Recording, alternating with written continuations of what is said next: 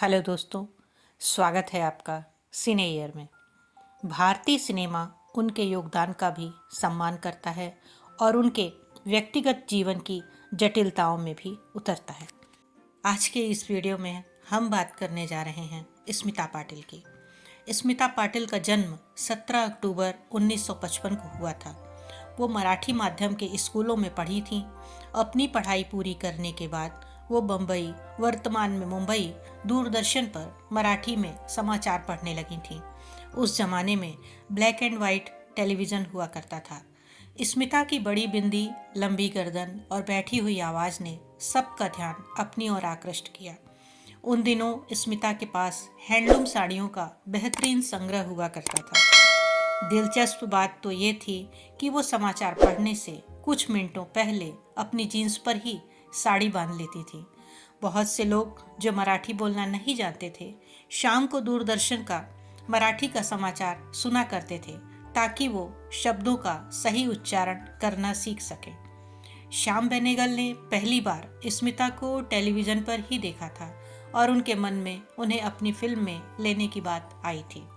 मनोज कुमार और देवानंद भी उन्हें अपनी फिल्म में लेना चाहते थे। देवानंद ने बाद में उन्हें अपनी फिल्म आनंद और आनंद में लिया था। विनोद खन्ना स्मिता पाटिल से इतने प्रभावित थे कि बम्बई में कहीं भी हों वो उनका समाचार सुनने के लिए नियम से अपने घर पहुंच जाते थे। बेनेगल ने स्मिता का ऑडिशन लिया, उन्हें चुन लिया गया, लेकिन बेनेगल ने उन्हें सबसे पहले अपनी फिल्म चरणदास चोर में प्रिंसेस का रोल दिया। छत्तीसगढ़ में चरणदास चोर की शूटिंग के दौरान बेनेगल को स्मिता की असली प्रतिभा का पता चला। उन्होंने उन्हें निशांत में रोल देने का फैसला किया। स्मिता के अभिनय की खासियत थी किसी भी रोल में अपने आप को पूरी तरह से ढाल लेना। राजकोट के पास मंथन की शूटिंग के दौरान वो गांव की औरतों के साथ उन्हीं के कपड़ों में पहने हुए बैठी थी। तभी वहां कॉलेज के कुछ छात्र फिल्म की शूटिंग देखने आए। उन्होंने पूछा कि फिल्म की हीरोइन कहाँ है। जब किसी ने गांव की महिलाओं के पास बैठी हुई स्मिता पाटिल की तरफ इशारा किया तो उन्हें अपनी आंखों पर विश्वास नहीं हुआ कि किसी फिल्म की हीरोइन इतनी सहजता से गांव वालों के साथ कैसे बैठ सकती है। अपने 12 साल के फिल्मी करियर में स्मिता ने वो सब हासिल किया जो चोटी के अभिनेता अपने पूरी फिल्मी जीवन में हासिल नहीं कर पाते। स्मिता पाटिल को अपने सह अभिनेता राज बब्बर से प्यार हो गया। वो शादीशुदा थे और 2 बच्चों के पिता थे।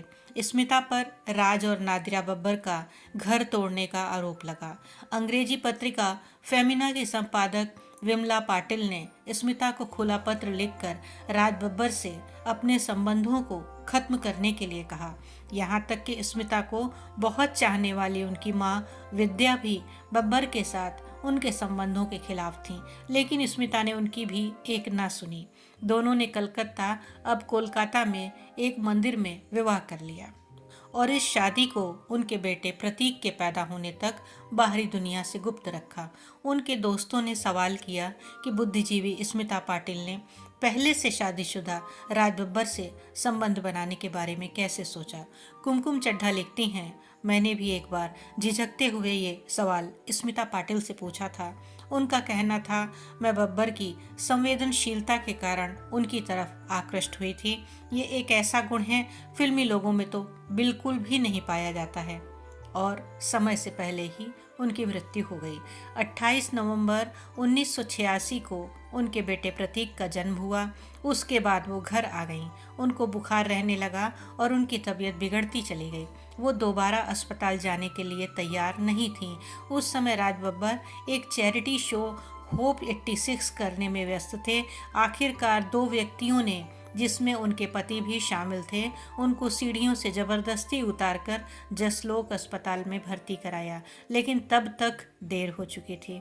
उनकी बहन का मानना था कि बेटे को जन्म देने के बाद उनका स्वास्थ्य गिरता चला गया। उनको वायरल इन्फेक्शन हो गया। कुछ ने कहा वो मेनिंजाइटिस की चपेट में आ गईं। एक एक कर उनके सभी अंगों ने काम करना बंद कर दिया और 13 दिसंबर 1986 को स्मिता पाटिल ने दम तोड़ दिया। उस समय उनकी उम्र थी मात्र 31 वर्ष। स्मिता पाटिल एक संवेदनशील, भावुक और दयालु महिला थीं। उनकी बहन उनके लिए आज़ाद पक्षी शब्द का इस्तेमाल करती थी। उनको गाड़ी चलाने का बहुत शौक था। वो अक्सर अपने ड्राइवर को पीछे बिठाकर स्टीयरिंग संभाल लेती थीं। अनीता बताती हैं वो गाड़ी तेज चलाती थीं। एक बार उन्हें सेना की गाड़ी जोंगा चलाने का शौक चढ़ाया। उनके एक दोस्त दिलशाद ने किस तरह एक जोंगा का इंतज़ाम किया, वो दोनों दिल्ली से बम्बई उस जोंगा को चला कर लाए। स्मिता ने मुझसे वादा ले लिया कि वो जब तक बम्बई नहीं पहुंच जाती इस बारे में उनकी माँ को नहीं बताएंगी। जब तक वो बम्बई नहीं पहुंची मैं बहुत घबराई रही। उनको मोटरसाइकिल चलाने का भी बहुत शौक था। उनकी मृत्यु के बाद अमिताभ बच्चन ने लहरें को एक इंटरव्यू दिया था जिसमें उन्होंने बताया था कि स्मिता के पास छठी इंद्री थी। अमिताभ बच्चन ने कहा, मैं बेंगलोर में कुली फिल्म की शूटिंग कर रहा था और वहाँ के वेस्ट एंड होटल में ठहरा हुआ था। स्मिता से मेरी सेट पर ही थोड़ी बहुत जान पहचान हुई थी। एक रात करीब 1 बजे मेरे पास उनका फ़ोन आया। उन्होंने कहा, अमित जी, मैं इस समय आपको डिस्टर्ब कर रही हूँ, बहुत दुखी हूँ। मैं ये जानना चाहती थी कि आप ठीक तो हैं।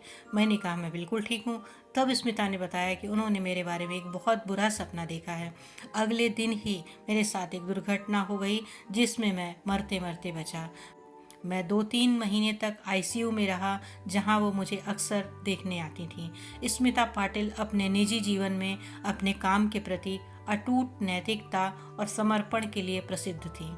वह मुख्य धारा और स्वतंत्र सिनेमा दोनों में भारी सफलता का अनुभव करने के बावजूद अपने काम के लिए जमीन और प्रतिबद्ध रहने में कामयाब रहीं।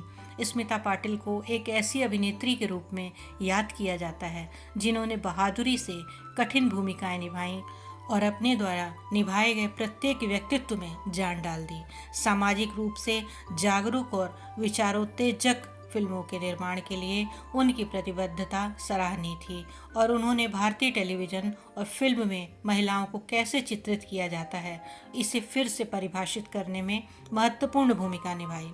स्मिता पाटिल एक अभिनेत्री होने के अलावा एक सामाजिक कार्यकर्ता और धर्मार्थ कार्यकर्ता भी थीं। उन्होंने सामाजिक अन्याय से लड़ने और कमज़ोरों की वकालत करने के लिए अपने समर्पण से जनता का स्नेह जीता। प्रतिभा, जुनून और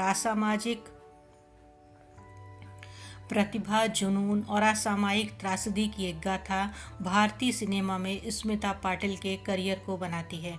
उन्होंने अपने करियर के दौरान अपनी कच्ची प्रतिभा और भावनात्मक चित्रण के साथ दर्शकों को आकर्षित किया। अपनी शुरुआत से लेकर अपने सर्वश्रेष्ठ प्रदर्शन तक, हालांकि उनके असामयिक निधन के बाद फिल्म उद्योग शोक में डूब गया था, लेकिन उन्हें हमेशा एक पथ प्रदर्शक और सामाजिक रूप से जागरूक अभिनेत्री के रूप में याद किया जाता है, जिनकी विरासत जीवित रहेगी। स्मिता पाटिल ने भारतीय सिनेमा में महत्वपूर्ण योगदान दिया है और समाज पर सकारात्मक प्रभाव डालने के लिए अपना जीवन समर्पित किया है। नतीजतन उन्हें हमेशा भारतीय मनोरंजन उद्योग में एक महान और अपरिहार्य व्यक्ति के रूप में जाना जाएगा। तो कैसी लगी आपको स्मिता के बारे में यह जानकारी? कमेंट बॉक्स में अवश्य बताएं। मिलते हैं जल्दी ही अगले वीडियो में, तब तक के लिए गुड बाय।